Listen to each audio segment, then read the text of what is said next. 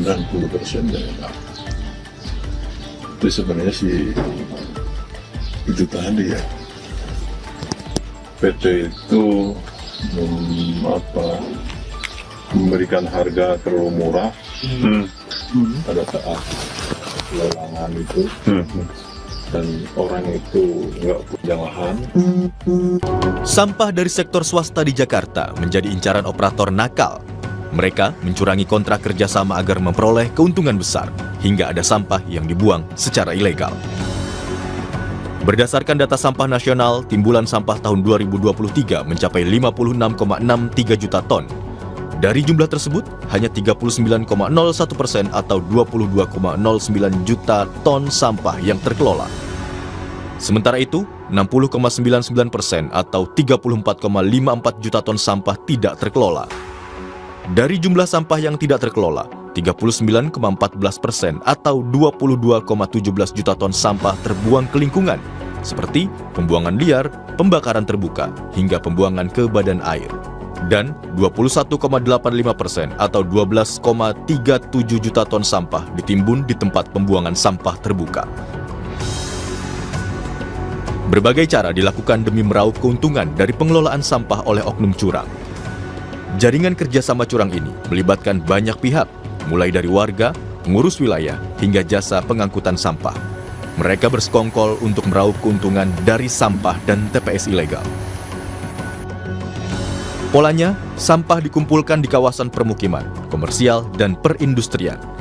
Kemudian, pengelola kawasan bekerja sama dengan penyedia jasa pengangkutan sampah resmi. Lalu, pengangkutan sampah resmi bermitra dengan pengusaha truk liar.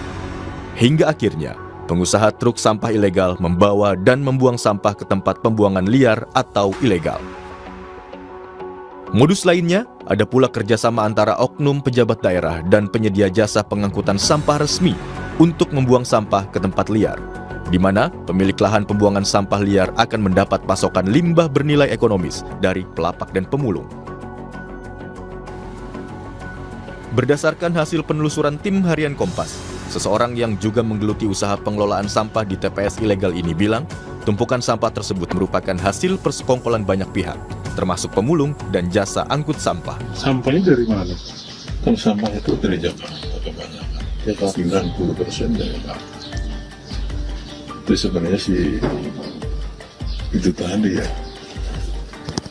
PT itu memberikan harga terlalu murah pada saat lelangan itu, dan orang itu nggak punya lahan, nggak punya pengolahan. Harusnya kan begitu. Iya. Standarnya Standarnya ada sampai pengolahan tuh Pak. Ya. Ternyata nggak punya. Persyaratan itu cuma pinjam punya orang, pekerjaan dikerjakan orang. Itu ya masalah ya, usianya di situ. Jika mengacu pada Peraturan Gubernur DKI Jakarta tentang kewajiban pengelolaan sampah di kawasan dan perusahaan, tertulis jelas bahwa pengelola kawasan yang meliputi kawasan permukiman, kawasan komersial, dan kawasan industri wajib melakukan pengelolaan sampah di dalam area atau fasilitas yang menjadi tanggung jawabnya. Namun fakta di lapangan, alih-alih mengelola dengan benar, ada beberapa oknum maupun pihak ketiga yang hanya mengambil sampah lalu membuangnya di tempat liar. Semakin meluas, praktik ini bukan sekadar bisnis biasa, tapi juga berdampak pada kerusakan lingkungan.